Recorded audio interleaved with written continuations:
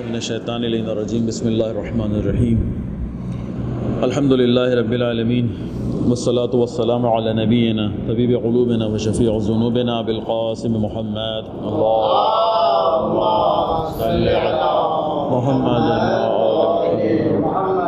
وعلی اہل بیتہ الطیبین الطاہرین المعصومین واللعنۃ دائمہ علی اعدائہم اجمعین من یومنا ھذا الی قیام یوم الدین بسم اللہ الرحمن الرحیم سبحان الذی اسری بعبدہ لیلا من المسجد الحرام الی مسجد الاقصی الذی بارکنا حولہ. درود پڑھیں محمد و آل محمد. اللہم صلی علی محمد و آل محمد. کیونکہ ہمارا موضوع یہاں موجودہ حالات اور اس میں خصوصاً مسجد اقصیٰ پر ہونے والا 3-4 دن سے مسلسل ایک حملہ ہے. موضوع میں یہ بنایا یا ہمارا موضوع یہ بتایا گیا اس لیے قرآن کی جیسے آیت سے ہم نے استفادہ کیا. سورہ اسرا کی معروف اور شاید سب سے زیادہ انہی موضوعات پر پڑھے جانے والی آیت کہ جس میں شب معراج کے واقعے کی طرف اشارہ کرتے ہوئے رسول اللہ سے مخاطب ہو کے عوام کو یہ بتایا گیا، اس زمانے کے لوگوں کو یہ بتایا گیا. سبحان اللہ سے آغاز ہوتا ہے، اللہ پاکیزہ ہے.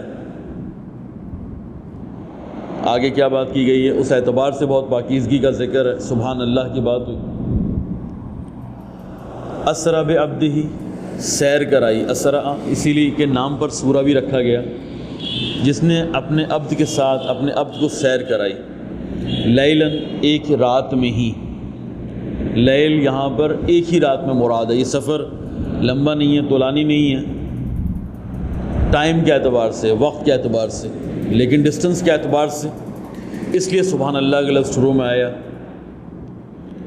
لیلاً من المسجد الحرام. مسجد الحرام یعنی وہ جگہ مکے میں کہ جہاں پر ابھی رسول اللہ موجود ہیں، الی مسجد الاقصی. یہاں پر قرآن میں مسجد اقصی کا ذکر آ گیا. الذی بارکنا حولہ یعنی صرف مسجد اقصی ہی امپورٹنٹ نہیں ہے، صرف مسجد اقصی کا وہ جو احاطہ ہے اس کی ہی صرف اہمیت نہیں ہے، بلکہ وہ برکتیں اس کے اطراف پر بھی نازل ہوئیں. یہ قرآن کی آیت ہے، سورہ اسرا کی پہلی آیت ہے. میں شاید یہاں پہلے بھی اس موضوع پر آپ لوگوں کے درمیان عنوان یاد نہیں آ رہا، موضوع یاد نہیں آ رہا کہ ہمیں کیا مناسبت تھی، لیکن یہ یاد آ رہا ہے کہ فلسطین کے ہم نے کوئی ابتدائی کچھ باتیں یہاں پر اس کی خود فلسطین کی اہمیت، مسجد اقصی کی اہمیت، اور اس کے بعد اسرائیل کیوں اس علاقے میں وجود میں آیا. میرا خیال ہے کہ پہلے بھی ہم اس پر بات یوم نکبہ پہ ہم نے یہ بات کی تھی.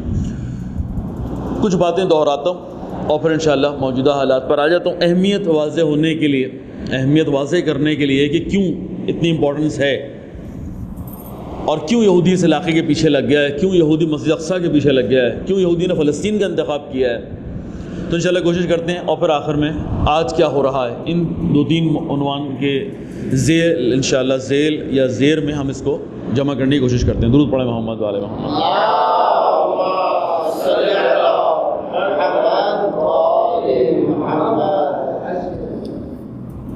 قرآن کی یہ آیت آپ کو معلوم ہے کہ ابھی رسول اللہ مکے سے کہیں اور گئے نہیں ہیں جس وقت یہ آیت نازل ہو رہی ہے اور یہ کہا جا رہا ہے کہ مسجد اقصی کی سیر کروائی. سب کو معلوم ہے کہ یہ شب معراج والی شب ہی ہوا ہے، اسی رات کو ہوا ہے یہ واقعہ لیلن کا. اس سے پہلے ابھی تک رسول اللہ نے اپنے دین کی تبلیغات کے لیے خود قدم باہر نہیں نکالا. اصل تبلیغات آپ کو معلوم ہے یا اصل گرفت مسلمانوں کی، اسلام کی گرفت اصل میں مدینے پہنچ کے ہوئی ہے. یہ مکے کی آیت ہے. دوسرے لفظوں میں یہ آیت مکی زندگی کی طرف اشارہ کر رہی ہے. مکی زندگی میں ابھی اسلام بھی زیادہ نہیں پھیلا ہے، اسلام خفیہ پھیل رہا ہے. مسجد کا تو کانسیپٹ ہی نہیں ہے. مسجد تو آپ کو معلوم ہے پہلی مسجد جو تعمیر ہوئی ہے وہ مسجد جسے ہم مدینے میں دیکھتے ہیں مسجد النبی کے نام سے، یہ وہ پہلی مسجد ہے جو خود رسول اللہ نے قائم کی اپنے ہاتھوں سے. لیکن قرآن کی آیت اشارہ کر رہی ہے کہ مسجد اقصی جو ہے وہ رسول اللہ کے مدینہ جانے سے پہلے اس سے موجود ہے. یعنی اس کا مطلب ہے ابھی رسول اللہ کا اسلام کہیں نہیں گیا، ابھی خود انہوں نے بھی کوئی ہجرت نہیں کی ہے، کسی جگہ پہ نہیں گیا، ابھی دعوت تبلیغ بہت ہی خفیہ چل رہی ہے. مسجد کے تو کانسیپٹ ہی نہیں ہے. مسجد کہاں سے بن گئی؟ مسجد تو ابھی مدینے میں بننی ہے، جو مدینے جائیں گے. اگر اس سے پہلے مسجد موجود ہے، اس کا مطلب یہ ہوا کہ مسجد، کانسیپٹ مسجد کا اور خود قرآن کی اس آیت کی وجہ سے ایک علاقے میں مسجد کا ہونا، یہ پہلی بات، جو پہلی دلیل، مضبوط دلیل ہے، وہ یہ ہے کہ تمام انبیاء بھی عبادات مسجد میں ہی کرواتے رہے. یعنی ایسا نہیں تھا کہ ہم جیسا کہ آج یہودی اور عیسائی پیش کرتے ہیں کہ مسجد تو رسول اللہ کی دریافت ہے، یہ عبادت گاہ، اس طرح کا مرکز، اس طرح کا محراب یہ رسول اللہ نے بنایا ہے. اس سے پہلے نہ حضرت عیسیٰ علیہ السلام کے زمانے میں، نہ موسیٰ علیہ السلام کے زمانے میں، کسی کے زمانے میں مسجد کی کانسیپٹ نہیں تھا. جبکہ یہ بات غلط ہے، یہ نظریہ غلط ہے. مسجد ہے، مسجد اقصیٰ موجود ہے، رسول اللہ سے پہلے کی باتیں ہیں، ان سے پہلے کی باتیں ہیں، اور یہ انبیاء کی تعلیمات کا ہی نتیجہ تھا کہ پہلے بھی مسجد ہوا کرتی تھی. یہ بات ایک اہم تھی جو یہاں ختم ہو جاتی ہے. اب فلسطین انبیاء کی سرزمین ہے، مسجد اقصیٰ اتفاق سے فلسطین میں. ہمارے یہاں روایات میں بھی یہ بات موجود ہے کہ سارے اکثر انبیاء اگر یہاں پیدا بھی نہ ہوئے ہوں تب بھی لائے ضرور گئے، اور اگر کوئی زمینی نہیں آیا، چل کے نہیں آیا، تو اس طرح سے آگے جیسے رسول خدا آ گئے، یعنی معراج باقاعدہ کروا کے دکھایا ضرور گیا. اس کا مطلب ہے کہ ایک تو بات یہ ہوئی کہ انبیاء کے زمانے سے مسجدوں کا ہی تذکرہ رہا ہے، کوئی معبد نہیں ہے، کوئی ٹیمپل نہیں ہے. یہ ایک فراڈ ہے جو آج یہودی کر رہا ہے، اس کو گرا کے کہتا ہے اس کے نیچے ٹیمپل آف سلیمان ہے، سلیمان کا معبد ہے. جب وہ تیسرا بھی نکل آئے گا، دو تو انہوں نے دریافت کر لیے، تیسرا بھی نکل آئے گا تو حضرت عیسیٰ کا ظہور ہو جائے گا. یہ ایک فراڈ ہے جو آج بہت زیادہ شہرت اختیار کر گیا ہے. اسی موضوع پر وہ اس وقت جنگ بھی کرتے ہیں فلسطینیوں سے. خوب، نہ کوئی ٹیمپل ہے، نہ اس طرح کی کوئی بات ہے. بات کیا ہے؟ اصل میں مسجدیں تھی، انبیاء کی سرزمین ہے فلسطین، اس میں کوئی شک نہیں. ہمارے یہاں اور جو اہم اشارہ ہے نا، وہ یہ ہے کہ جس کا اس علاقے کے اوپر قبضہ ہو گیا، جس کی حکومت اس علاقے پر بن گئی، ہماری روایات بھی کہتی ہیں وہ دنیا پر حکومت کرے گا. یہ ہماری روایات بھی کہتی ہیں. اس لیے آپ دیکھیں کہ ہر حال میں نبی یہاں پر اور انبیاء یہاں پر آئے، اور آپ نے یعنی دیکھا کہ ابراہیم علیہ السلام یہاں پر نہیں ہیں، بابل میں، لیکن ان کو بابل سے لایا جاتا ہے کہ آپ یہاں پر آ جائیے. حضرت موسیٰ جو ہے وہ مصر میں، لیکن پھر ایسا ایسا گھما کے کوئی نہ کوئی بہانہ بنتا ہے کہ آپ یہاں پر آ جائیے. یہ الگ بات ہے کہ وہ پہنچ نہیں پاتے، لیکن وہ اپنی قوم کو بنی اسرائیل لے جانا تو فلسطین ہی چاہ رہے تھے، نہیں داخل ہوئے وہ. بعد میں آپ نے حضرت عیسیٰ، بڑے انبیاء کا ذکر کر رہا ہوں بھائی، کہ اگر ہم چھوٹے انبیاء کا بھی ذکر کریں تو جو لوگ اللہ کی طرف سے صاحب شریعت ہیں اور حکومت جن کے اختیار میں تھی کہ حکومت بنائیں، ان تمام انبیاء نے اس علاقے کا یا وزٹ کیا ہے یا یہاں پر رہے ہیں. اور اگر میں نے کہا کہ زمینی نہیں آ پائے تو معراج کے ذریعے سے ان کو لایا گیا. یہ ہو گیا فلسطین کی اہمیت کہ جو یہاں پر. اچھا، یہودیوں نے بھی اسی طرح سے ایک بات کہہ رکھی ہے کہ اگر یہاں پر ٹیمپل آف سلیمان جو ہم نکالنے کی کوشش کر رہے ہیں مسجد اقصیٰ کے نیچے ہے، جیسے وہ آئے گا عیسائیت ساری کی ساری ہمارے ساتھ ہو جائے گی اور ہم پوری دنیا پر حکومت بنائیں گے، حضرت عیسیٰ کی حکومت بنائیں گے. یعنی انہوں نے عنوان حضرت عیسیٰ کی حکومت کو رکھا ہوا ہے، جو عالم، یعنی پوری دنیا کے اوپر عالم کفر ہو، عالم اسلام ہو، یا جہاں پر ابھی تک کوئی بھی دین نہیں پہنچا، ہر جگہ پر ایک ہی حکومت بن جائے گی، وہ حضرت عیسیٰ علیہ السلام کی ہوگی. اور یہ وہ، میں اس کو مذاق میں کہتا ہوں، وہ لالی پاپ ہے کہ جو یہودیوں نے عیسائیوں کو دیا ہوا ہے. آپ حیران ہوتے ہیں کہ کیوں ساری عیسائیت ابھی بھی ساتھ دے رہی ہے یہودیوں کا. تو اصل وجہ یہ ہے کہ ان کے ہاں ان کا جو پاپ ہے وہ ابھی بھی یہودیوں کے ہاتھوں اکثریت بکی ہوئی ہے، اکثریت یہودی ہی ہے، لبادہ اڑا ہوا ہے. معلوم ہے جو آخری پاپ، اس فرانسس سے پہلے والا جو پاپ تھا، اس نے تو باقاعدہ اعلان ہی کر دیا کہ مجھے بھی تھوڑا سا ٹائم ہوا تھا میں یہودیوں سے عیسائی ہوا ہوں، یعنی یہودی سے عیسائی ہوا ہوں. اس نے تو باقاعدہ اعلان کر دیا. یہ لوگ اعلان نہیں کرتے، لیکن اکثریت یہودی ہے کہ جو بعد میں عیسائی ہو جاتے ہیں اور پھر پاپ بھی بن جاتے ہیں وہ. تو بہرحال اب یہ سب بھی اسی طرح کی مذہبی عیسائیت کو یہی لیکچر دے رہے ہیں، یہی درس دے رہے ہیں کہ اگر ہمارا، یعنی آپ کو ایک بات یاد دلاؤں، شاید بش نے اپنے زمانے میں اس موضوع کو اٹھایا ہے، بش نے اپنے زمانے میں اس موضوع کو اٹھایا ہے کہ اگر ہم فلسطین کے اوپر بننے والی اسرائیل اگر اس اسٹیٹ کو مضبوط کرتے ہیں تو ہمارے بھی، یعنی ہمارے مسائل کا بھی حل ہے. یعنی صرف اسرائیل ہی نہیں، یہودی ہی نہیں خوش ہوگا، بلکہ عیسائیت کو بھی دنیا کے اندر حکومت کا موقع ملے گا. یہ بات بش نے باقاعدہ کہی ہے. اچھا جی، اب یہ دو باتیں ختم ہو گئی، انبیاء کا تذکرہ بھی ہو گیا اور مسجد اقصیٰ کا تذکرہ بھی ہو گیا. اب آئیے تیسرے موضوع کی طرف. تیسرا موضوع یہ بنتا ہے کہ اس سرزمین کے اوپر قبضہ کرنے کی کوشش اس پورے 1400 سال میں اسلام آنے کے بعد سے لے کر اور ابھی تک ایک مرتبہ نہیں 12 کی گئی، جس کو آپ صلیبی جنگوں کے عنوان سے جانتے ہیں. پورے 1000 سال پہلے کی باتیں، 100 سال سے زیادہ جنگ رہی ہے جو صلیبی جنگیں آپ نے معروف سنی ہوئی ہیں. وہ کیا ہوا تھا؟ وہ یہی ہوا تھا کہ انہوں نے کہا کہ بھائی مسلمان ہمیں اس سرزمین پر داخل نہیں ہونے دے رہا. مسلمانوں نے، جبکہ مسلمانوں کا مسئلہ نہیں تھا. اگر اس زمانے میں جنگ ہوئی بھی تھی، یا دوسرے لفظوں میں اگر داخل نہیں بھی ہونے دیا گیا تھا فلسطین کی سرزمین پر، کیونکہ عیسائیوں کے نظریہ یہ بھی ہے کہ یہیں پر وہ معبد ہے، دوسرے لفظوں میں کلیسا، یعنی وہ کلیسا ہے یا وہ چرچ ہے کہ جہاں حضرت عیسیٰ کی پیدائش ہوئی ہے. کیونکہ حضرت عیسیٰ کی پیدائش وہاں پر ہوئی ہے تو اس لیے یہ سارے کے سارے سالانہ بنیادوں پر وہاں پر آتے ہیں اس عیسائیوں کے، یعنی اس اپنے چرچ میں. جو ابھی تھوڑے عرصے پہلے جو ہے وہ داعش نے دھماکے بھی، داعش سے مراد یہ کہ ایک اور اسی طرح کا فلسطین میں وہابی گروپ تھا یا سلفی گروپ تھا جس نے اس کو دھماکے سے اڑانے کی کوشش بھی کی ہے. اسرائیلیوں نے بھی گرایا اس کو کئی مرتبہ اور انہوں نے بھی کوشش کی ہے. بہرحال وہ وہیں پر موجود ہے چرچ. تو یہ ہر سال آیا کرتے تھے. کبھی آئے اور ان کو یہودیوں نے دھتکارا، مسلمانوں نے نہیں، یہودیوں نے دھتکارا تھا. انہوں نے مسلمانوں کی طرف رخ موڑ دیا، وہیں کے یہودیوں سے جھگڑا تھا. اور صلیبی جنگیں جو اصل میں یہودیوں سے ہونی تھی وہ مسلمانوں سے شروع ہو گئیں.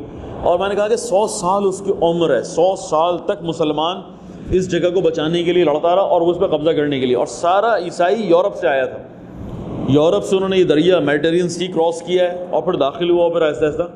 اور الحمدللہ 100 سال بعد ہمیں فتح ملی اور وہی صلاح الدین ایوبی جو معروف ہوئے اسلامی لیڈر اس عنوان سے. بھائی کہ وہ خود بھی عرب نہیں تھا، معلوم ہے آپ لوگوں کو کہ وہ ایک کردی تھا. یہ جو آج کردستان کے بڑے بڑے جھگڑے چل رہے ہیں جس میں آج ترکی سے آزادی کی تحریکیں چل رہی ہیں، قبانی کا جو مسئلہ چلتا ہے، یہ سب وہی کردی ہیں. یہ کردی تھا ایک صلاح الدین ایوبی کہ جس نے بہرحال اس علاقے میں لیڈرشپ اس کے ہاتھ میں آئی، مسلمانوں نے اس کا ساتھ دیا. لبنان کے، شام کے، مصر کے اور بہت سارے علاقوں کے شیعوں نے بھرپور ساتھ دیا اور پھر بہرحال وہ ہم نے جنگیں، صلیبی جنگیں ہم نے جیت لی، مسلمانوں نے جیت لی. یہ تیسرا واقعہ ہوتا ہے کہ ایک بار پھر اس فلسطین کے اوپر قبضہ کرنے کی کوشش کی جاتی ہے عیسائیوں کی طرف سے. اور پھر یہ تاریخ یہاں رکی نہیں ہے. ہم نے کہا کہ پھر تاریخ داخل ہو جاتی ہے آپ کے زمانے میں، یعنی آپ سے 100 سال، 150 سال، 200 سال پہلے.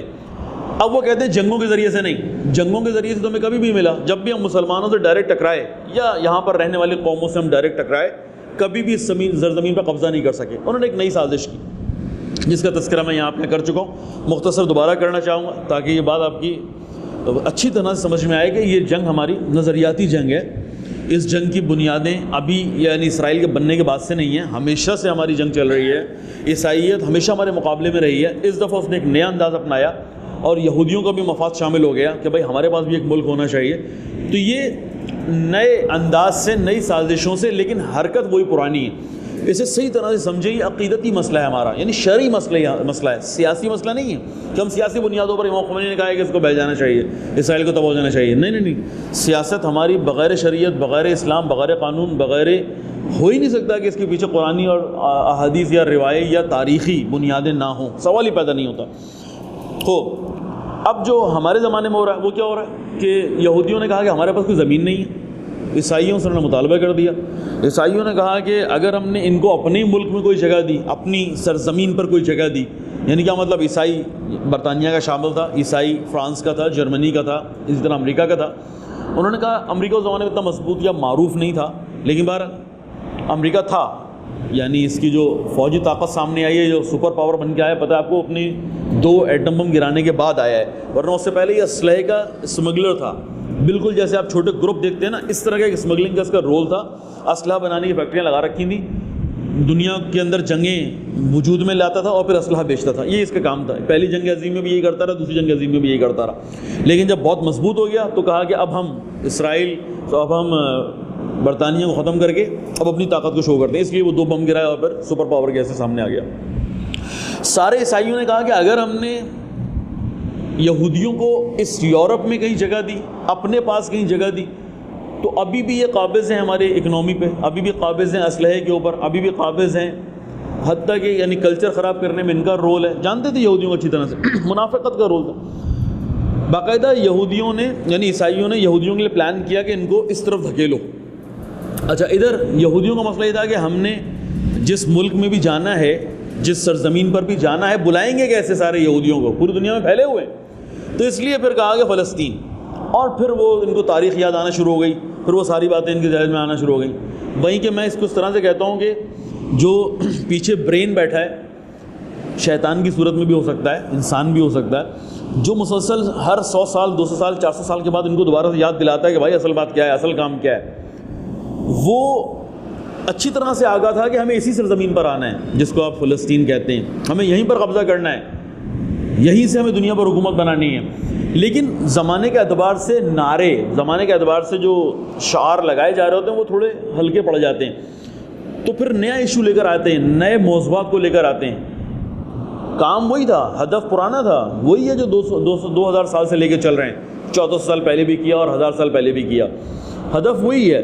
لیکن اب کیونکہ نیا انداز تھا، نئے نعرے لگانے تھے، تو کہا کہ بھائی آ جاؤ، سارے یہودیوں سے جمع ہو جاؤ، یہ ہماری سرزمین ہے. اجازت مانگی، میں نے بتایا آپ کو کہ ہمارے خلیفہ جو زمانے میں خلافت عثمانیہ موجود تھی انہوں نے اجازت نہیں دی، انہوں نے کہا تمہیں رہنے ہی نہیں دیں گے، یہ دھمکی دی ہے، باقاعدہ ہمارے کتابوں میں موجود ہے، اس کے اوپر ثبوت موجود ہیں، دھمکی دی ہے کہ تمہاری خلافت ہی نہیں رہے گی اگر تم نے ہمیں نہیں رہنے دیا. اور انہوں نے یہ دھمکی دے کے باہر نکلے، اور وہی ہوا، پہلی جنگ عظیم ہو گئی، اور اس جنگ عظیم کے اندر پہلا کام ہی انہوں نے خلافت عثمانیہ کو ختم کر دیا. یعنی جو بات اس وقت تھیوڈور ہرزل کے منہ سے نکلی اس کو 30 سال کا عرصہ بھی نہیں گزرا، 30 سال کا عرصہ بھی نہیں. اس نے 1901 میں یہ بات کہی، نہیں ہاں 1901 میں اس نے یہ بات کہی، 1906 میں وہ مر گیا تھا، 1901 میں اس نے یہ بات کی. 1923 کے اندر 28-23 کے اندر آپ کو پتہ ہے کہ ہماری بنیادیں ہل گئیں اور ہم خلافت عثمانیہ کو بیٹھے، خلافت عثمانیہ ختم ہو گئی، اور پھر آہستہ آہستہ ان کا گرپ مضبوط ہوئی، قبضہ ان کا مضبوط ہوا. اور یہ دوسری جنگ عظیم کیوں کرواتے ہیں؟ پہلی جنگ عظیم تو کروائی تاکہ مسلمانوں کی جو مرکزیت ہے اس کو توڑ دیا جائے اور کوئی کلیم کرنے والا ہی نہ ہو کہ بھائی یہ فلسطین ہمارے ہاتھ سے نکل گیا، کیا ہو رہا ہے، مرکزیت ختم ہو گئی، کون روئے گا، کون نعرے لگائے، کون چیخے گا، ختم. اب انہوں نے کہا بھرو فلسطین کو. بھرے کیسے؟ دوسری جنگ عظیم. دوسری جنگ عظیم بھی اسی لیے ہوئی کہ وہ کروائی صرف اسی لیے گئی ہے کہ پوری دنیا جنگ میں لگ جائے گی، ہم اپنا کام کریں گے. اچھا یہ یہودیوں کا پرانا طریقہ کار ہے، اور آج تک ابھی تک آج بھی وہ اس پر عمل کر رہے ہیں کہ وہ اگر کوئی اہم کام کرنا ہوتا ہے، تو میں پہلے بھی آپ لوگوں کو بتا چکا ہوں، شاید آپ کی محفل میں نے کہا کہ یہ کوئی نہ کوئی میلہ لگاتے ہیں، کوئی نہ کوئی بہت بڑا سا کام کرتے ہیں، کوئی نہ کوئی ایسا کھیل کھیلتے ہیں کہ ہم سب کی توجہ اس طرف چلی جائے. اور میں یہ تقریباً جتنے بھی ورلڈ کپ ہوتے ہیں نا، میں تقریباً یقین رکھتا ہوں کہ سارے ورلڈ کپ جو ہے نا وہ اسی کا حصہ ہیں، چاہے وہ کرکٹ کا ورلڈ کپ ہو، چاہے وہ ہاکی کا چاہے وہ فٹ بال کا ہو، یہ سب اسی چیز کے نتیجے ہیں. جب بھی عالمی میلہ لگے نا کسی چیز کا، عالمی میلہ جس میں دنیا کے اکثر لوگ ملوث ہو جائیں، تو آپ سمجھ جائیں کہ کوئی نہ کوئی سیاست پیچھے ہو رہی ہے. ہم سب فٹ بال دیکھ رہے ہیں، ہم سب کرکٹ دیکھ رہے ہیں، اور کوئی امپورٹنٹ کام پیچھے ہو رہا ہوتا ہے. یہ اتنے مخلص نہیں ہیں عوام سے کہ ان کو صرف انٹرٹین کرنے کے لیے اتنے بڑے بڑے پروگرامز کرتے ہیں، بالکل نہیں، ایسی کوئی بات نہیں. ہاں وہ اقتصادی فائدہ اٹھاتے ہیں، وہ اپنا ایڈورٹائزمنٹ کرتے ہیں، وہ اپنی چیزیں بیچتے ہیں، وہ دنیا میں فحاشی پھیلاتے ہیں، وہ تو سائٹ کے اہداف ہیں جن کو حاصل ہوتے ہیں، وہ بھی حاصل ہو جاتے ہیں. لیکن اصل بات یہ ہوتی ہے کہ اور ایک کھیل رہا ہوتا ہے. بہرحال اس طرح کے کھیل کھیلا انہوں نے، دوسری جنگ عظیم شروع کروا دی. یورپ کی اپنی جنگ تھی، لیکن سب سے زیادہ نقصان کس کو ہوا؟ مسلمانوں کو ہوا. کیا مطلب یہ ہے کہ ہمارے ہاتھ سے فلسطین چلا گیا. فلسطین کے اندر جہاں پر 11% یہودی رہا کرتے تھے اور بقیہ سب مسلمان تھے، تھوڑے سے عیسائی تھے، 80% سے زیادہ مسلمان تھا، بدل گیا. 48 میں جب اسرائیل بننے کا اعلان ہوا، دوسری جنگ عظیم ختم ہوتی ہے، اقوام متحدہ وجود میں آتا ہے اور اسرائیل بننے کا اعلان ہو جاتا ہے. 5 ہی پلٹ گیا. 60% سے زیادہ یہودی پہنچ گئے اس علاقے میں.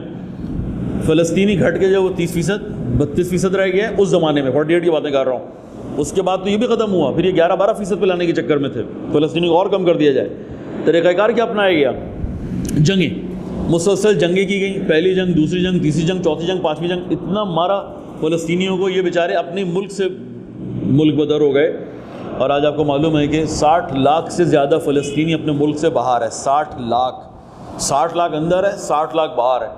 اور یہودیوں کی تعداد آج 80 لاکھ 85 لاکھ بقول ان کے. ہمیں اس میں شک ہے, لیکن بارہ وہ کہتے ہیں کہ ٹوٹل 1.5 کروڑ تو یہ آبادی ہے. پوری دنیا کے اندر ٹوٹل یہودی 1.5 کروڑ ہے. ان کے بقول ہم آدھے جو ہے نا وہ فلسطین کے اندر ہیں. بارہ ہمیں اس میں شک ہے کیسا ہوگا. یہ پروپیگنڈے کے ذریعے سے ہوتا ہے. میڈیا ان کے قبضے میں, اخبارات ان کے پاس ہیں. ہر طرح کا پروپیگنڈا وہ ان کے ہاتھ میں. یہ چاہیں تو اپنے آپ کو 80% بنا لیں, چاہے تو اپنا 20% بنا لیں, اپنا 50% بنا, جو چاہیں کرتے رہیں.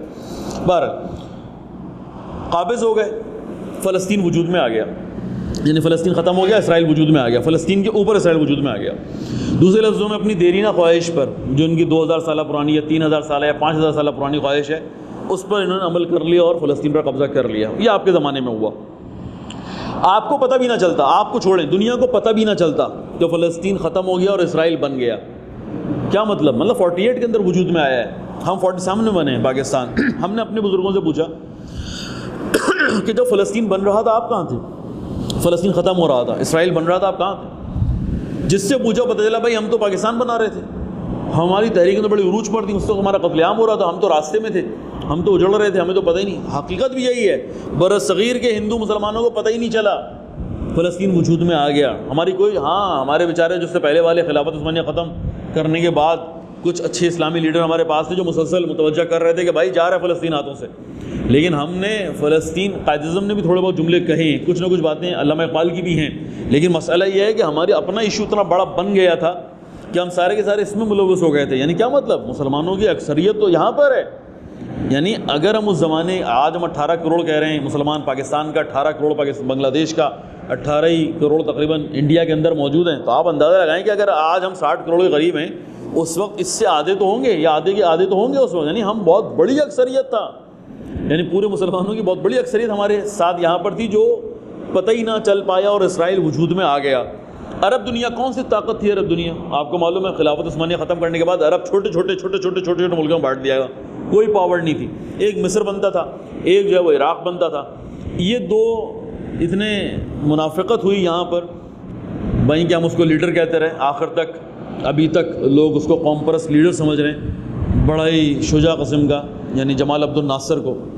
لیکن وہ جمال عبد الناصر ابھی جیسے یمن کا قضیہ کھلا تو پتہ چلا کہ بابا یہ تو وہ چیٹر ہے جس نے 1960 کے اندر اس جگہ پر انہی امریکنز اور انہی یورپینز کے کہنے پر یمن پر حملہ کیا تھا، اور یمن کو جو ہے نا وہ چاہتا تھا کہ ختم کر کے حوثیوں کے، اس زمانے میں حوثی بہت مضبوط تھے، ان کو ختم کر کے اور 2 حصوں میں بانٹنے کا کام، یعنی ان کی مرہون منت ہے، یعنی یہ زمانے کے سے منافق ہیں، ہم اس کو بہت بڑا لیڈر سمجھتے رہے۔ بہرحال بہت بڑی عربوں کے ساتھ سیاست ہو گئی، عرب عوام جو واقعی لڑنا چاہتی تھی ان کو ان کے حکمرانوں نے بے وقوف بنا کے رکھا، فوجیں تیار کرتے تھے، ٹینک آمادہ، جہاز تیار، اور مخبریاں ہو جایا کرتی تھیں، بڑے پیمانے پہ قتل عام ہو جایا کرتا تھا، اور یہ کرتے کرتے 48 کا بنا ہوا اسرائیل مسلسل ہم جنگیں لڑتے رہے، کوئی فائدہ نہیں ہوا۔ عربوں کی خیانت اور خصوصاً ان کے سربراہوں کی خیانت کی وجہ سے اسرائیل اور بڑا ہوتا چلا گیا، اور موٹا ہوتا چلا گیا، اور مضبوط ہوتا چلا گیا، اور آپ کو معلوم ہے کتنی جرأت کی اس نے کہ 68 میں اس نے باقاعدہ بیت المقدس شہر پہ بھی قبضہ کر لیا، اور پھر ایسا ایسا مسجد اقصیٰ کو توڑنا شروع کر دیا۔ یعنی 1969 میں مسجد اقصیٰ کو پہلی مرتبہ آگ لگا دی گئی تھی اس نیت سے کہ ختم کریں، نہ یہ مسجد بچے گی، نہ یہ بیت المقدس بچے گا، نہ یہاں کوئی مذہبی اس طرح کا مقام ہوگا جس پر مسلمان اپنا کلیم کر سکیں، ختم ہو جائے گا، اور یہ ہم اس کو یہودیوں کی اسٹیٹ یا یہودیوں کا کیپٹل بنا دیں گے۔ بیت المقدس کو، تل ابیب کو ختم کرنا ہے، انہوں نے طے کر رکھا ہے، تل ابیب نہیں رہے گا کیپٹل بیت المقدس کو بننا ہے۔ اس ہدف کو لے کے وہ مسلسل آگے بڑھ رہے ہیں۔ 69 میں انہوں نے حملہ کر دیا۔ میں نے جو بات کہی کہ آپ کو کیا دنیا کو پتہ ہی نہ چلتا، خاموشی سے اتنا اچھا انہوں نے پلان کیا تھا، سازش کی تھی کہ فلسطینیوں کا یہ ملک ہمیشہ کے لیے ختم ہو کے اسرائیل بن چکا ہوتا، اور ایسا ایسا لبنان، پھر شام، پہلے پڑوسی ملک یعنی شام، لبنان، اردن اور مصر، پہلے ان پر قبضہ کرتا، اور پھر آہستہ آہستہ سعودی عربیہ، ترکی کا بہت سارا علاقہ، سعودی عربیہ تقریباً پورا، یعنی جہاں جہاں نیل اور فرات جہاں تک جا رہے ہیں، اور جہاں ان کے پرانے مرکز رہے جس میں وہ خیبر کو بھی کہتے ہیں کہ ہمارا مرکز تھا۔ تو بہرحال یہ آہستہ آہستہ 8، 7، 9، 10 ملکوں کو کھا چکا ہوتا ہے، ایک بہت بڑی ریاست یہاں وجود میں آ چکی ہوتی ہے جس کو آپ کہتے ہیں اسرائیل۔ آپ نے نقشہ دیکھا ہوا ان کے نقشے میں جو 2 اوپر ڈنڈیاں دی ہوئی نا، یعنی جن کو آپ نیلے 2 لائنیں کہتے ہیں، وہ 2 نیلی لائنیں اصل میں نیل اور فرات کی طرف نشاندہی ہے کہ یہ اوپر سے نیل جا رہا ہے، نیچے سے فرات جا رہا ہے، بیچ میں اسرائیل کا وہ انہوں نے اپنا اسٹار دیا ہوا ہے، جیسے داؤد کا ستارہ، داؤدی ستارہ کہتے ہیں، اور یہ پورا اسرائیل اس کے درمیان میں ہوتا ہے، نیل و فرات کے درمیان والا۔ بہرحال یہ ان کا پلان تھا۔ بدبختی تھی کہ ایران میں اسلامی انقلاب آ گیا، خمینی بت-شکن کا انقلاب آ گیا، خمینی بت-شکن کا انقلاب آیا، دوبارہ سے قوم بیدار ہونا شروع ہوئی، پہلے مرحلے میں تشیع بیدار ہوئی، اور آہستہ آہستہ الحمدللہ حزب اللہ اور حزب اللہ سے بعد فلسطین پہنچ گئی۔ فلسطینیوں نے مقابلہ شروع کر دیا، وہیں کہ آپ کو معلوم ہے کہ یاسر عرفات کی آخری عمر یعنی 1991-93 میں وہ 2 معاہدے کر چکا ہے، میڈرڈ اور اوسلو. وہ معاہدہ کر چکا تھا، اسرائیل کو اس نے ایز اے ملک تسلیم کر لیا. یہ بات طے آ گئی کہ اچھا تھوڑا سا ہمیں دو، تھوڑا تم لے لو، اور وہ غزہ اریحہ ہمیں مل گیا، غزہ اور اریحہ ہمیں مل گیا، اور پورا یعنی اس میں 14% ہمارے پاس آیا، 14%، اور پورا 86% جو ہے نا وہ اسرائیل بن گیا. یہ ڈیسائیڈڈ معاہدہ ہے جو خبیث یاسر عرفات نے اپنی آخری عمر میں کر لیا کہ کچھ تو ملے ورنہ سب کچھ چلا جائے گا. یہ وہ بات ہے جو اس کو اس زمانے کے کارٹر نے، اس زمانے کے ریگن نے سمجھائی تھی. ریگن اور کارٹر نے سمجھائی کہ بابا جو مل رہا ہے لے لو، بعد میں یہ بھی نہیں ملے گا. اور ہم نے آہستہ آہستہ تسلیم کر لیا اس ریاست کو کہ ہاں ہے، اور خود فلسطین کو تسلیم کر لیا. بہرحال آپ کو معلوم ہے کہ انقلاب کے بعد تشیع نے قیام کیا. یہ قیام ایران سے نکل کے لبنان سے نکلتا وہ فلسطین پہنچا، اور فلسطینیوں نے ایک بار پھر نئے عزم کے ساتھ مظاہرے اور پھر الحمدللہ مقابلہ شروع کر دیا. اور 2000 کے اندر شارون نے آخری کیل گھونپنے کی کوشش کی، آخری کیل ٹھونکی تھی. شارون 2000 فوجیوں کے ساتھ داخل ہوتا ہے مسجد اقصیٰ میں، اور اس نے پلان کیا تھا کہ آج یعنی آخری بار یہاں پر مسلمان آیا ہے، اس کے بعد مسلمان مسجد اقصیٰ میں داخل نہیں ہو سکے گا، اور اس کو اکھاڑو، بنیادیں بم لگاؤ، فلاں کرو. یہ پلان لے کر آیا تھا وہ. لیکن وہ انتفاضہ شروع ہو گئی. انتفاضہ یعنی پہلا فلسطینیوں کا قیام 2005 سال تک چلتا رہا وہ قیام، جس کے نتیجے میں وہ پتا کہ غزہ آزاد ہوا، یعنی غزہ چھوڑنا پڑ گیا. فلسطینیوں نے الحمدللہ وہ اس طرح کا قیام کیا کہ اسرائیلی مجبور ہو گئے، میز پر بیٹھے ہیں اور کہا بھائی کیا چاہتے ہو؟ انہوں نے کہا پہلے ہمارے غزہ چاہتے ہیں اور کبھی داخل مت ہونا مسجد اقصیٰ میں. انہوں نے کہا ٹھیک ہے، وہ بھی تسلیم کر لیا اور غزہ بھی ان کے حوالے کر دیا. یعنی 2005 کی آزادی ملی ہے غزہ کو. غزہ میں الحمدللہ حماس نے حکومت بنا لی. حماس کے پیچھے آپ کو پتہ ہے کہ وہی انقلابی فکر ہے کہ جو ایران سے نکلی ہے، جو لبنان پہنچی اور وہ الحمدللہ غزہ پہنچی. وہاں کے مسلمان قیام کی حالت میں آ گئے. وہیں کہ انہوں نے بہت بمباری کی، لیکن کوئی اثر نہیں پڑ رہا، عزم میں کوئی اثر نہیں پڑ رہا. وہ قیام ہوتے ہوتے ابھی رہبر نے جو اعلان کیا آپ نے سنا ہوگا، چند مہینوں پہلے کا اعلان ہے، بلکہ شاید 1 سال بھی ہو گیا. انہوں نے کہا کہ صرف غزہ کو اسلحہ نہیں دینا ہے، اب غزہ کے علاوہ فلسطین میں جہاں جہاں پر فلسطینی مسلمان پائے جاتے ہیں سب کو اسلحہ دینا ہے. یہ رہبر نے اعلان کیا.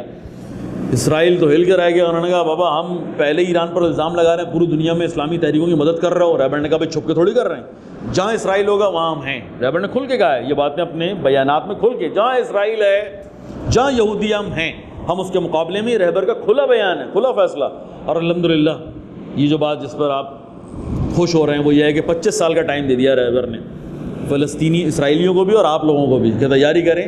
25 سال کے اندر یعنی 25 سال بھی اسرائیل نہیں دیکھ سکے گا. یہ بھی رہبر نے آخری سے پہلے والا جو خطاب کیا اس میں یہ اعلان کر دیا کہ اسرائیل اپنے 25 سال بھی پورے نہیں دیکھ سکے گا. الحمدللہ یہ ایک حوصلہ ہے، نیا حوصلہ ہے جو مجاہدین میں آیا. پہلے ہی بہت حوصلے میں غزہ کے لوگ، پورے فلسطین کے لوگ الحمدللہ. لیکن اس بیان کے بعد تو انہیں یقین ہو گیا کہ رہبر نے کہا. وہ تو حسن نصر اللہ کی باتوں کو سمجھتے ہیں کہ یہ تو وہی نازل ہوتی ہے. پتہ ہے آپ کو یہودی بھی اور فلسطینی بھی اگر سید حسن نصر اللہ کی بات کرتے ہیں تو انہیں یقین ہوتا ہے کہ یہ ہو کے رہے گا. اگر رہبر نے کہی ہے تو سبھی کو یقین ہے انشاءاللہ کہ اب تو ہونا ہی ہونا ہے. 25 سال سے زیادہ عمر نہیں ہے. کیوں اس زمانے میں انہوں نے یا اس دور میں آپ کے اس ہفتے میں کیوں شروع کیا؟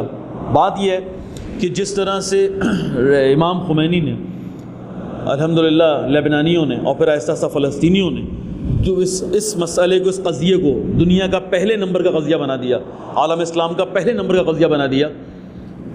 اسرائیل نے گھناؤنی سازش کی، وہی جو ہمارے اندر نفاق جس کی وجہ سے ہم 14 سال سے مسلسل مشکلات میں، وہی نفاق دوبارہ شروع ہوتا ہے اور پھر مسلمانوں کے گروہ کو بیوقوف بنا کے پہلے مرحلے میں شام میں داخل کر دیا جاتا ہے کہ بھائی شام کے اندر بشار الاسد کی گورنمنٹ جو ہے نا یہ خطرناک گورنمنٹ ہے، یہ ڈکٹیٹر گورنمنٹ ہے.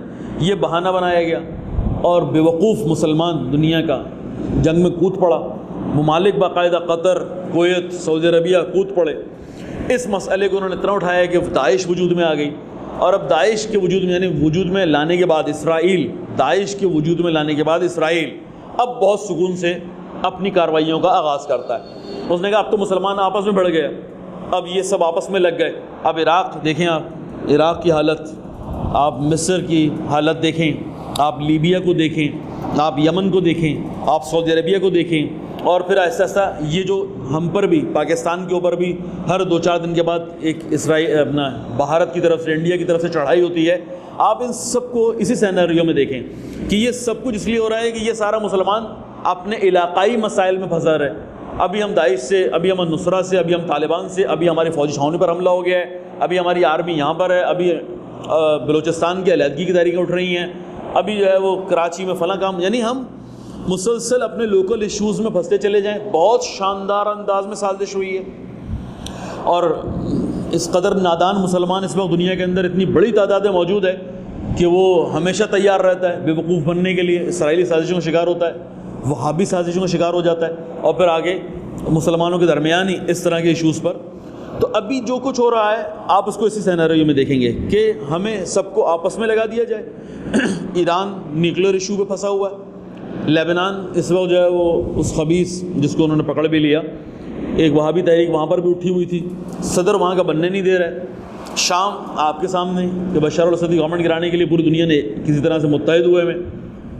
مرسی کا مسئلہ آپ کے سامنے کہ سی کو لا کے بٹھا دیا گیا ہے. ترکی کے حالات آپ کے سامنے کہ رجب طیب اردوغان جو ہیں وہ اس وقت اتنی عجیب جگہ پھنس گئے ہیں آگے کہ میں داعش کی حمایت ہی کرتا رہوں, یا میں اخوان المسلمین کی حمایت کرتا رہوں, یا میں یعنی کیا کروں اپنے یعنی آپس میں ہی. ترکی کے اندر شاید آپ کو خبر نہ ہو کیونکہ دنیا یہ خبر دیتی نہیں ہے, 27 شہروں میں, بڑے شہروں میں, 27 بڑے شہروں میں اردوغان کے خلاف مظاہرے ہو رہے ہیں. یعنی مسلسل پچھلا مہینہ اس طرح کا گیا ہے, پچھلا مہینہ اس طرح کا گیا ہے. اور یہ رکا اس وقت کہ جب یہ انہوں نے اجازت دے دی کہ اچھا ٹھیک ہے پھر ہمارے یہاں سے جہازوں پہ جا کے اور یورپ پہ پناہ لو. جب انہوں نے یہ والا کھولا ہے تو وہ مظاہرے رکیں کہ بابا ان قوموں جن کو لا کے تم نے ریفیوجز بنایا تھا, جن کو لا کے پناہ گزیر بنایا ہے, ان پناہ گزین کا تو کوئی پوچھنے والا ہی نہیں ہے. پھر یہ ترکی نے کہا کہ اچھا یورپ کے دروازے کھول دیے, یونان جائیں اور فلاں جگہ جائیں, پھر بچے کا کیس ہو گیا اور وہ بچے کا جنازہ مل گیا, تو پوری دنیا کا رخ جو ہے نا وہ مڑ گیا. لیکن بات یہ ہے کہ ہر اسلامی ملک ایک نئے مسئلے کے ساتھ اپنی مشکل کا شکار, اپنی مشکلات کا شکار. اور یہ اسرائیل کے لیے بہترین وقت تھا کہ اب تو مسلمان آپس میں لگ گیا ہے, اب کرو جو کرنا ہے. وہیں کے رہبر معظم گزشتہ چند تقاریر میں کہہ چکے ہیں کہ اب بھی عالم اسلام کا سب سے بڑا مسئلہ بیت المقدس ہے. ابھی بھی کہہ چکے ہیں مسجد اقصی ہے, ابھی بھی فلسطین ہے. لیکن بہرحال اس طرح سے انہوں نے بنایا ماحول کہ دنیا لگ گئی اپنے اپنے مسائل میں. بہترین موقع اسرائیلیوں کے ہاتھوں آیا. 4-6 دنوں سے کر کے آ رہے ہیں وہ مسلسل اپنے وہی پرانے اہداف کے اوپر گامزن. کیا مطلب؟ مسجد اقصی پہ قبضہ, کس طرح سے مسجد اقصی پہ قبضہ کریں. یہاں سے مسلمان, کیونکہ ابھی بھی الحمدللہ فلسطین کا مسلمان مختلف شہروں سے بھی جمعہ پڑھنے یہاں آتا ہے, یہ بہت بڑی بات ہے. وہیں کے 40 سال سے کم عمر کو نہیں آنے دے رہا ہے, وہ پابندی لگا دی انہوں نے. 40 سال سے کم عمر, کئی سال ہو گئے کہ 40 سال سے کم عمر مسجد میں نماز پڑھنے کے لیے مسجد اقصی میں گھسنے نہیں دیتے وہ, خصوصاً جمعے کے دن. لیکن ابھی بھی جمعے کے دن پورے یعنی اچھے بڑے شہروں سے بھی لوگ مسجد اقصی, آپ نے دیکھا اگر جمعہ آپ دیکھتے ہو بہت بڑا جمعہ ہے وہ جو ہوتا ہے. اب اتنے لوگ بیت المقدس میں رہ نہیں گئے. بیت المقدس یعنی القدس اس شہر کا نام ہے جس میں مسجد اقصی ہے, جس میں بیت المقدس ہے, اس کا نام القدس ہے. اب اس القدس شہر میں اتنے فلسطینی نہیں رہ گئے. ان کے بازاروں پر, ان کے گھروں پر, ان کے علاقوں پر, ان کی زمینوں پر سب پہ قبضہ ہو چکا ہے.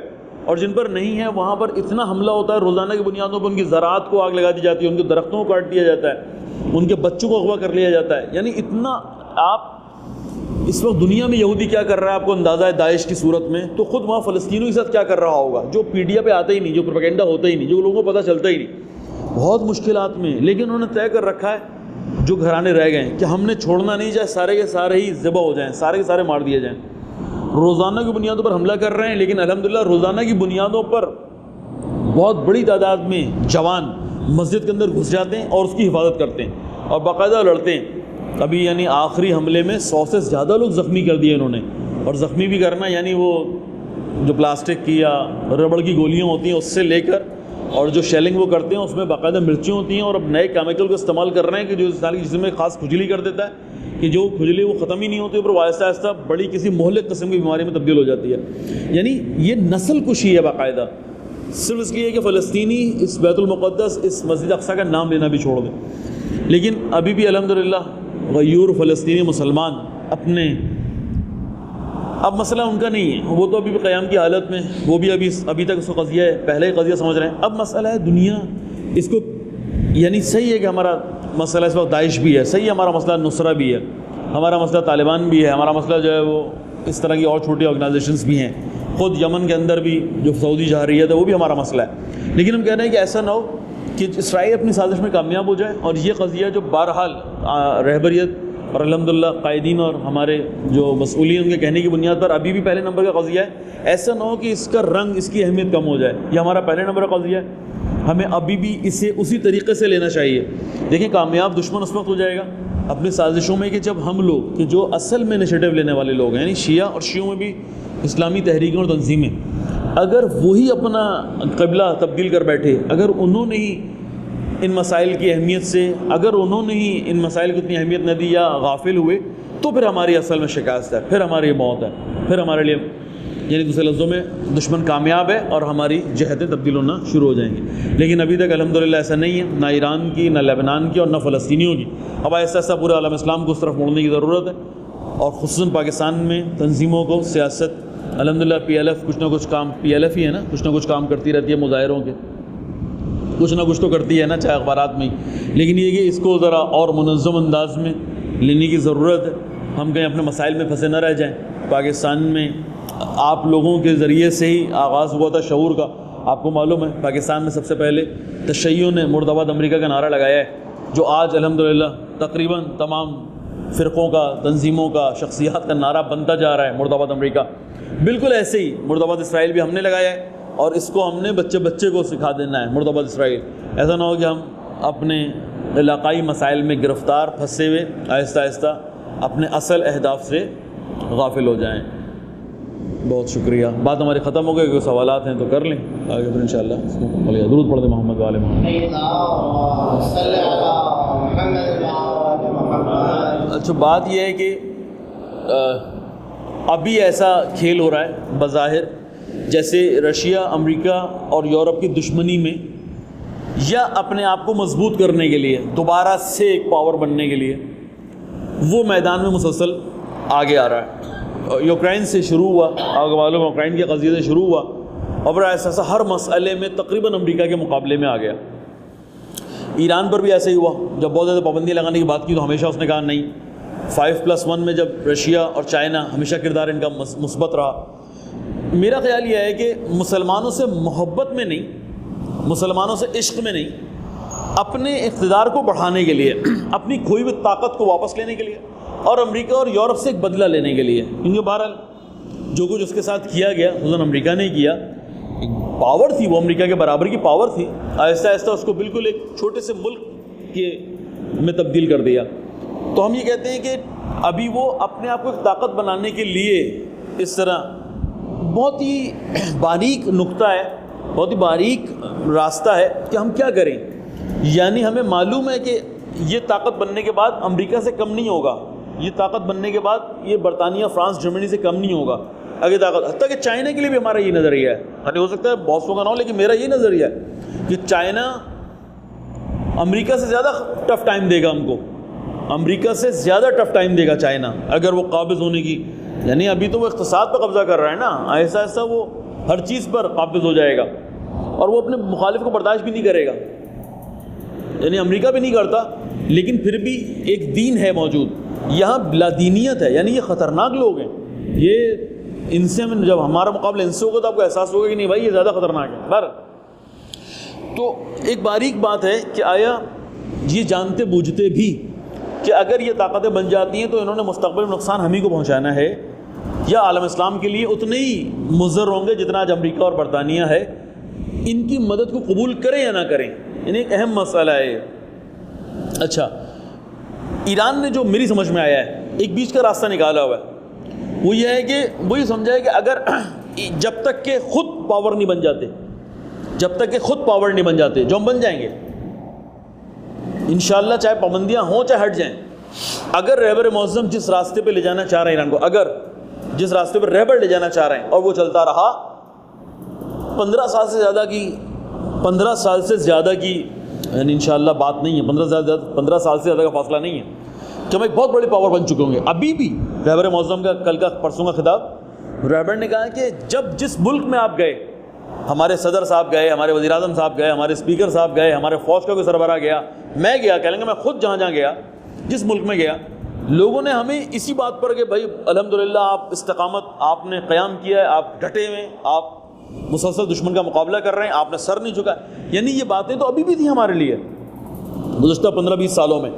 احمدی نژاد کی جو باتیں تھیں اگر آپ کو یاد ہوں, سپر پاور سے کس طرح ٹکراتے تھے ہم, یعنی ہم ایک بہت بڑی طاقت ہیں, ابھی بھی ہیں. 15 سال لگیں گے اس پاور پہنچنے میں کہ پھر یہ سب آہستہ بھیگی بلیاں بن جائیں گے, اتنی جرت بھی نہیں کریں گے جو آج کر لیتے ہیں, اگر انشاءاللہ رہبر ہی کے کہنے پر چلتا رہا یہ ایران. تو رہبر میری سمجھ میں ایران کی اسٹریٹجی یہی ہے کہ یا تو خود ایک پاور بن جاؤ, جب تک بننے کے جو ٹائم ہے اس میں کئی طاقتوں کو بیلنس کرنے کے لیے مضبوط کرو. میرا خیال ہے کہ اس طرح کی اسٹریٹجی ہے. آپ لوگ پریشان ہو جاتے ہیں, ایران کا بڑا اچھا رابطہ چل رہا ہے انڈیا سے. بہت مسئلہ یہ ہے کہ وہ انڈیا کو چاہتا ہے, ایک بہت بڑا ملک ہے, ایک بہت بڑی حقیقت ہے مصیبت, یعنی امریکہ اور رشیا کی کوئی حیثیت ہی نہیں ہے جو اصل حقیقت ہے انڈیا کی. اگر یہ خود ایک پاور بنتا ہے, کم سے کم ان پاورز کو جب آپ کئی پاورز بنائیں گے, ان کے آپس کے کلیشز جو ہے نا یہ آپ کے پنپنے کا کام کریں گے, یہ آپ کی مضبوطی کا کام کریں گے.